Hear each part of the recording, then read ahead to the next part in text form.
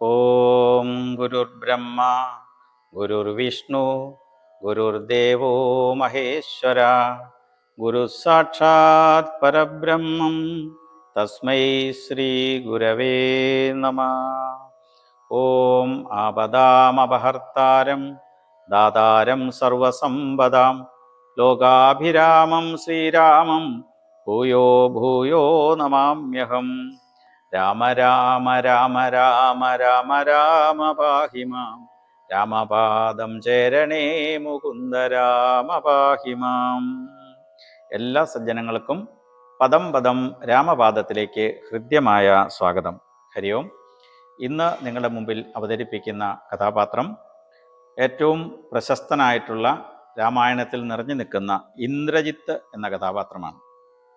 നമുക്കറിയാം, രാക്ഷസ രാജാവും ലങ്കാധിപതിയുമായ രാവണൻ്റെയും സഹധർമ്മിണിയായ മണ്ഡോദരി എന്ന പഞ്ചകന്യകമാരിൽ ഒരാളായ മണ്ഡോദരിയുടെയും മൂത്ത പുത്രനാണ് ഇന്ദ്രജിത്ത്. വളരെ ആ യുദ്ധസമയത്ത് യുദ്ധകാണ്ഡത്തിലൊക്കെ ഏറ്റവും കൂടുതൽ നിറഞ്ഞു നിൽക്കുന്ന, രാവണനെ പോലെ തന്നെ തുല്യ പ്രാധാന്യത്തോടെ നിറഞ്ഞു നിൽക്കുന്ന കഥാപാത്രമാണ് വാസ്തവത്തിൽ ഇന്ദ്രജിത്ത്. മേഘനാഥൻ എന്നാണ് യഥാർത്ഥ പേര്. അങ്ങനെ ഒരു പേര് വരാൻ കാരണം, കൊച്ചുകുട്ടിയായിരിക്കുമ്പോൾ ആ ജനിച്ച സമയത്ത് തന്നെ ഉണ്ടായിരുന്ന ആ കുട്ടിയുടെ കരച്ചിൽ മേഘഗർജനം പോലെ ആയിരുന്നു എന്നാണ്. അതുകൊണ്ടാണ് മേഘനാഥൻ എന്ന പേരിട്ട് എന്നാണ്. തൻ്റെ പുത്രൻ അജയ്യനായിരിക്കണം, ഒരു ശത്രുക്കളാലും കീഴ്പ്പെടുത്താൻ കഴിയാത്ത അജയ്യ ശക്തിമാനായിരിക്കണം എന്ന ആഗ്രഹം നിമിത്തം, വെറുതെ ആഗ്രഹമല്ല, രാവണൻ അതീവ ബലവാനാണ്, താപസ ബലമുള്ള ആളാണ്. അതുകൊണ്ട് ആ തപോബലം കൊണ്ട് രാവണൻ എന്ത് ചെയ്തു? എല്ലാ ഗ്രഹങ്ങളെയും ഓരോ സ്ഥലത്തും കൊണ്ട് നിൽക്കണമെന്ന് ആജ്ഞാപിച്ചു എന്നാണ്. ഇന്ന സ്ഥലത്ത് ഇന്ന ഗ്രഹം നിൽക്കുമ്പോൾ ഭൂജാതനാകുന്ന മനുഷ്യൻ, പുത്രൻ പുത്രിയായാലും ഏതൊരാളും ഇന്ന സമയത്ത് ഉത്തമമായ സമയത്ത് ജനിച്ച കുട്ടിക്ക് അതിൻ്റെതായ ഗുണഗണങ്ങൾ ഉണ്ടാകുമെന്ന് ഇന്ന് ജ്യോതിഷം നോക്കി നമ്മൾ പറയുന്നുണ്ട്. അങ്ങനെയെങ്കിൽ അതുപോലെ അത്ര ശാസ്ത്രവിഷയങ്ങളിൽ നൈപുണ്യമുള്ള പ്രാഗൽഭ്യമുള്ള രാവണൻ തൻ്റെ പുത്രൻ ജനിക്കുമ്പോൾ ആജ്ഞാപിച്ചുവെന്ന തപോശക്തി കൊണ്ട് ആജ്ഞാപിച്ചുകൊണ്ട് ഓരോ ഗ്രഹങ്ങളെയും ഉത്തമമായ സ്ഥാനത്ത് നിർത്തിയിട്ടാണ് തൻ്റെ പുത്രന് ജന്മം കൊടുക്കുന്നത്. അങ്ങനെയാണ് ഇന്ദ്രജിത്ത്. ഇന്ദ്രനെ ജയിച്ചവനാണ്. എന്താ കാരണം? രാവണനും ഏറ്റുമുട്ടുന്ന പോലെയല്ല, ദേവേന്ദ്രനുമായി ഏറ്റുമുട്ടി പലവട്ടമാണ്.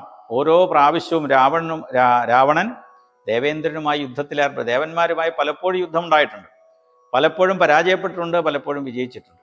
അങ്ങനെ ഒരിക്കൽ ദേവേന്ദ്രനുമായി യുദ്ധമുണ്ടാകുമ്പോൾ തൻ്റെ അച്ഛൻ പരാജയപ്പെട്ടപ്പോൾ, രാവണൻ പരാജയപ്പെട്ടപ്പോൾ പകരം യുദ്ധത്തിന് ചെന്ന ഇന്ദ്രജിത്ത് രാവണന് പകരം യുദ്ധം ഏറ്റെടുത്തുകൊണ്ട് ഇന്ദ്രജിത്ത് ദേവേന്ദ്രനുമായി യുദ്ധം ചെയ്തു. ആ യുദ്ധത്തിൽ ഇന്ദ്രനെ പരാജയപ്പെടുത്തി എന്ന് മാത്രമല്ല, തേരിൽ കെട്ടി ദേവേന്ദ്രനെ ദേവലോകത്തു നിന്നും ഇങ്ങോട്ട് കൊണ്ടുവന്നു എന്നാണ് കഥ.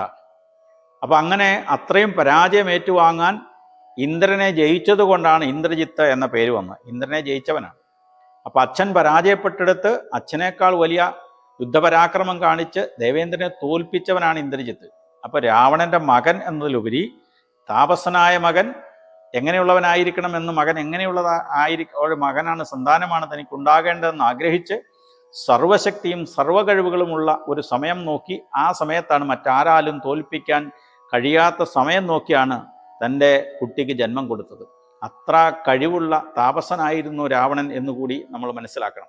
അത്ര കഴിവുള്ള രാവണന്റെ മകനായി പിറന്ന ഇന്ദ്രജിത്ത് ഒരുപാട് യുദ്ധങ്ങളിൽ പരാജയപ്പെട്ടിട്ടുണ്ടെങ്കിലും ഈ ദേവേന്ദ്രന്റെ യുദ്ധത്തിൽ അദ്ദേഹം വിജയിക്കുക തന്നെ ചെയ്തു. അങ്ങനെയാണ്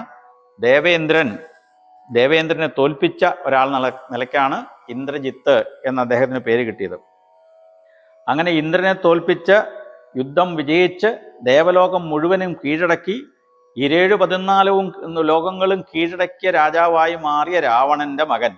അപ്പം നോക്കൂ, എത്ര സൂപ്പർലേറ്റീവ് ഡിഗ്രിയാണ് അദ്ദേഹത്തിന് ക്വാളിഫിക്കേഷൻ. ഇന്നത്തെ നിലയ്ക്ക് ഒരു സാധാരണ MLA, മന്ത്രി, ഒരു പഞ്ചായത്ത് മെമ്പർ ഒന്നുമല്ല, പിന്നെയോ ലോകം മുഴുവൻ കീഴടക്കുന്ന ചക്രവർത്തി. ലോകത്തെ ലോകരാഷ്ട്രങ്ങൾ മുഴുവൻ അടക്കി ഭരിക്കുന്ന, നമ്മൾ പല രാജ്യങ്ങളുടെ രാജ്യതന്ത്രജ്ഞന്മാരെ കുറിച്ച് നമ്മൾ പറയും അവർ ലോക പോലീസാണെന്നൊക്കെ, ചില രാജ്യത്തിൻ്റെ ഭരണാധികാരികളെ കുറിച്ച് നമ്മൾ പറയാറില്ലേ. അപ്പം അങ്ങനെ നോക്കുവാണെങ്കിൽ അക്കാലഘട്ടത്തിൽ രാവണൻ 14 ലോകം, ഭൂമി മാത്രമല്ല 14 ലോകം, ഭൂമി തൊട്ട് താഴോട്ട് 7 ലോകങ്ങളും മുകളിലേക്ക് 7 ലോകങ്ങളും അടങ്ങുന്ന ആണല്ലോ ഈ 14 ലോകം. ഭൂമി അതിൻ്റെ നടുക്കാണെന്ന്. ഈ 14 ലോകങ്ങളും കീഴടക്കി അജയ്യനായി തീർന്ന രാവണന്റെ പുത്രൻ രാവണനേക്കാൾ യുദ്ധപരാക്രമിയായിരുന്നു എന്നാണ് രാമായണം നമ്മളെ പഠിപ്പിക്കുന്നത്. പക്ഷേ വിഭീഷണനുമായിട്ടുള്ള ഏറ്റുമുട്ടലിൽ 2 യുദ്ധത്തിൽ ഇന്ദ്രജിത്ത് വിജയിച്ചെങ്കിൽ അവസാനത്തെ യുദ്ധത്തിൽ പരാജയപ്പെടുകയും അങ്ങനെ ലക്ഷ്മണൻ ഭീഷണന്റെ ഒരു സഹായത്തോടു കൂടി ഇന്ദ്രജിത്തിനെ വധിക്കുകയും ചെയ്തു. അപ്പോൾ അതിൻ്റെ അർത്ഥം ദേവേന്ദ്രനെ കീഴടക്കി ദേവലോകം കീഴടക്കി 14 ലോകങ്ങളും അടക്കി വാഴുന്ന രാവണൻ എന്ന മഹാരാജാവിൻ്റെ ലങ്കാധിപതിയുടെ പുത്രൻ ഉത്തമമായ സമയത്ത് പിറന്നിട്ട് പോലും തൻ്റെ അന്ത്യം അധർമ്മത്തിനെതിരായ പോരാട്ടത്തിൽ അന്ത്യമുണ്ടായി എന്ന് ഈ കഥയിലൂടെ നമ്മൾ മനസ്സിലാക്കണം. അതിൻ്റെ അർത്ഥം എന്താ? കായിക ബലവും ആയുധബലവും തപോബലവും വരബലവും ഒന്നും ധർമ്മബലത്തിന് മുമ്പിൽ വിലപ്പോവില്ല എന്നുള്ള മഹത്തായ ഒരു സന്ദേശമാണ് ഇന്ദ്രജിത്തിൻ്റെ ആ വധത്തിലൂടെ ഭഗവാൻ നമ്മെ കാണിച്ചു തരുന്നത്. വാൽമീകി മഹർഷിയുടെ മഹാസന്ദേശം നമ്മൾ അടിവരയിട്ട് മനസ്സിലാക്കണം. തപോബലവും ആയുധബലവും അംഗബലവും ഒന്നും ധർമ്മബലത്തിന് മുമ്പിൽ വിലപ്പോവില്ല എന്ന മഹാസന്ദേശം ഈ ധർമ്മത്തിൻ്റെ നാടായ ഭാരതം, സനാതനധർമ്മം നമ്മെ ബോധ്യപ്പെടുത്തുന്ന മഹാസന്ദേശമാണ് ഇന്ദ്രജിത്തിൻ്റെ കഥയിലൂടെ, രാമായണത്തിലൂടെ വാൽമീകി മഹർഷീശ്വരൻ നമുക്ക് പകർന്നു തരുന്നത്. അതുകൊണ്ട് ഇത് മാതൃകയാക്കണം. അതുകൊണ്ട് ഈ സന്ദേശമാണ് നമ്മൾ പഠിക്കേണ്ടത് എന്ന് ഓർമ്മപ്പെടുത്തിക്കൊണ്ട് നിർത്തട്ടെ. നന്ദി, നമസ്കാരം, ഹരി ഓം.